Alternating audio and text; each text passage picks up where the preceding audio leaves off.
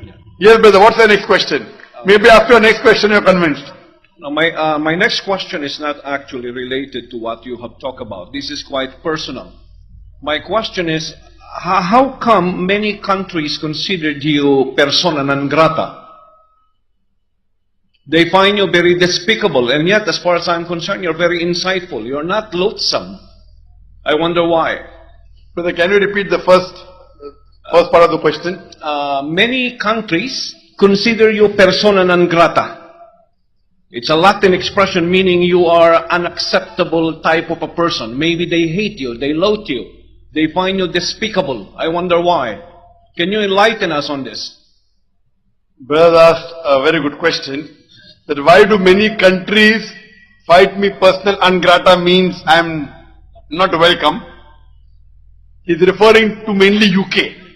Officially, only one country. Okay, UK. But when you say many countries, I agree with you. I agree with you. Many countries may be finding me personal non grata, may not like me to enter the country. I agree with you. But officially, only one country has excluded me, that is UK. You're asking why? You know why? Because the UK government find me that I am the person, mashallah, who is able to remove the misconceptions about Islam. The most popular Islamic satellite channel in UK is Peace TV. About 25%, 100 million people watch the channel throughout the world, and more than 25% of the viewers are non-Muslim. So if a non-Muslim's misconceptions are cleared, many people will start accepting Islam. So, that's the reason the previous government, that's the Labour Party, the head of the anti-terrorism department, Charles Farr, in 2009, he sent a person and he requested me that, Dr. Naik, can you cooperate with us? I said, what cooperation you want?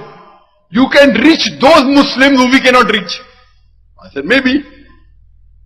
He said, can you help us and help our country to reach, give the message of peace to these Muslims? I said, I agree with you. That there are some Muslims who are misguided, but there have been some misconceptions in the UK government.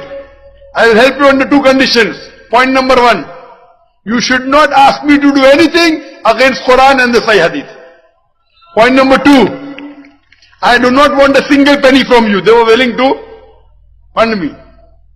I said, it's the religion of Islam. We have to help others. And alhamdulillah, we don't require a penny from you. If these two conditions are fulfilled, I am with you. Later on, the elections took place and the Conservatives came, the Tories. In less than 1 month's time, the Home Secretary, Theresa May, they want to show to the country that they are strong against the Muslims. So the most popular Muslim person they could find was Zakir Naik. And we were about to, 1 month after they came to power, the new government, we had the 3 prestigious venues, Wembley Arena, Sheffield Arena and NEC Birmingham. You know, all these top. And we had done publicity. And before I landed, 1 day before, she issued an exclusion order, which came to me from UK to the High Commission in Bombay, and said, I had a valid visa for 5 years. Many times that I've been going since the past 20 years. I've gone more than 15 times, given lectures, big gatherings, largest gathering, more than 25,000 people, with paid tickets. I mean, the organizers gave tickets.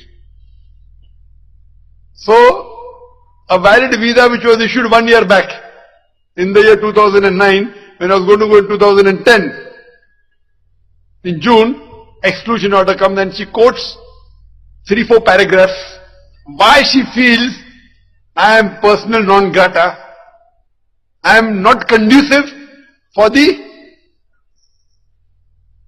people of UK. One quotation she quoted from a lecture, I'll give you the quotation, ask you, is this quotation right or wrong? I said that what happened in 9/11, more than 3,000 innocent people were killed. That act is to be condemned. The Twin Tower destruction, Islam does not agree with that at all. Because Islam clearly says in Surah Ma'idah chapter 5 verse 32, if anyone kills any other human being, whether Muslim or non-Muslim, unless it be murder or for spreading corruption in the land, it is as though he has killed all of humanity. So in this context I said that the act of 9/11, where more than 3,000 innocent people were killed, is to be condemned. More than 50% people were killed in the London tube bombing, it has to be condemned. In Bombay, more than 180 innocent people were killed, that has to be condemned. But the Muslims should not put a full stop here. We should also condemn the thousands of innocent people killed in Afghanistan, the thousands of innocent people killed in Iraq, the thousands of innocent people killed in Palestine. This did not go down the throat of the Home Secretary, Theresa May. I am asking you, you are a non-Muslim, correct? Not Muslim yet. Not Muslim yet is a better word than non-Muslim. Not yet Muslim. You are not yet Muslim. I am asking you, is there anything wrong in my statement? But these Western countries which talk about freedom of speech, talk about human rights, according to me, the human rights violation maximum is in the Western countries. Maximum. Including USA. They talk about human rights. What's happening in Guantanamo Bay? What's happening? They want to send the army where they think they are going to get wealth. And that's what the American people are saying. 9/11 was an inside job. What was the agenda? So they talk about freedom of expression, freedom of speech. These statements according to Home Secretary May, is not conducive for the people of UK. Why? Because they know the truth. Jesus Christ, peace be upon him, said in the Gospel of John, seek ye the truth and truth shall free you. But Theresa May doesn't believe in that. Quran says in Surah Isra chapter 17 verse number 81, وَقُلْ جَعَلَكْ وَذَاكَ الْبَاطِلِ إِنَّ الْبَاطِلَ كَانَ زَهُوقًا. When truth is hurled against falsehood, falsehood perishes. For falsehood is by its nature bound to perish. One more thing, when the media was blowing up, I made a statement in my answer of hijab, that women, when they wear Western clothes, skirts, mini, low neck, and revealing clothes, it invites them to be raped, was my statement. So, it came as an article, a big article, that Dr. Zakir Naik is a misogynist. For those who don't know what's a misogynist, misogynist is a person who hates women. That's the reason so many women. I cannot say how many women are there. The brother said that there are more than 50,000. And Sheikh Ishaq Khoiji told me yesterday that inshallah, it will be the historic gathering of Bahrain. About 20,000 would turn up. It's not only historic gathering in Bahrain. The largest gathering in the Middle East was in the year 2009 in Dubai, 30,000. And I feel it is surely more than 30,000. Not looking at the women also mashallah more. I don't know whether 40,000 or 50,000. So if Zakir is a misogynist, then why do so many women attend my talks?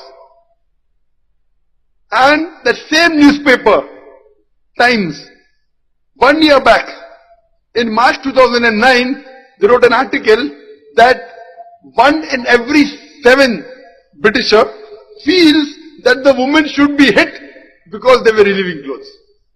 1 in every 7 Britisher feels and thinks that the woman should be hit for wearing revealing clothes. I never made that statement. But Britishers make no problem. And in the year 2005, the same newspaper did a survey and they said that 26% of the Britishers feel that women, because they were revealing clothes, they are raped. So if the 26% Britishers say they are misogynists, one Indian Muslim says he is a misogynist. This is freedom of speech. It doesn't go down their throat well. So the problem is that they don't want the truth to prevail. That's the reason, mashallah, I was the first Muslim speaker to file a case against the Home Secretary. Not that I knew I would win. I knew how truthful they are. It was mentioned in the exclusion order, I cannot file a case. So we could not go to lower court, we had to go to High Court. In the High Court, We knew more in their favor. We went to the Court of Appeal. Couple of months back, now we are going to Supreme Court. I don't expect justice. We hired the best of lawyers. We hired Tony Blair's wife, Cherry Booth. You know Cherry Booth? That's the Matrix Chamber, one of the leading lawyers. We hired the best of lawyers. Government kept 2, we kept 4. Top. We kept a Christian, a white man, a Sikh, a Hindu, and a Muslim. 4 top lawyers. We did not leave any stone unturned, not that we would win, to show to the world. And the judge said, I don't want to know the context of the speech. The Home Secretary has a right to exclude who she wants. Next we will go to the European Court. There is a Human Rights European Court. European Court of Human Rights, ECHR. There I think the chances are more, because they don't consider who has given the exclusion order. But right or wrong,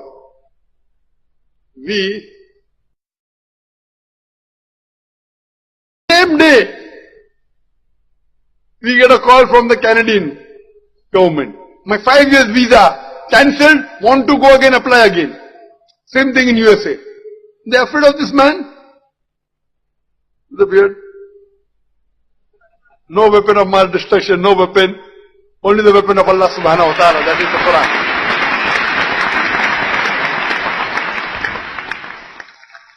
They don't want that peace should prevail. Therefore the name of our channel is Peace TV. It is the most popular channel, mashallah. And in Allah's grace, we are present even in USA, but not on the very popular platform. We are on the open air, you know. But the most popular in USA is the cable. Inshallah, Allah willing, within the next 2 months, Peace TV will also go through cable in USA and Canada, inshallah. We don't have to go personally. Our beloved Prophet Muhammad sallallahu alaihi wasallam said that Islam will enter every home. I pray to Allah subhanahu wa ta'ala to make me instrument in making this hadith come true, that Islam will enter every home, inshallah. Hope that answers the question, brother.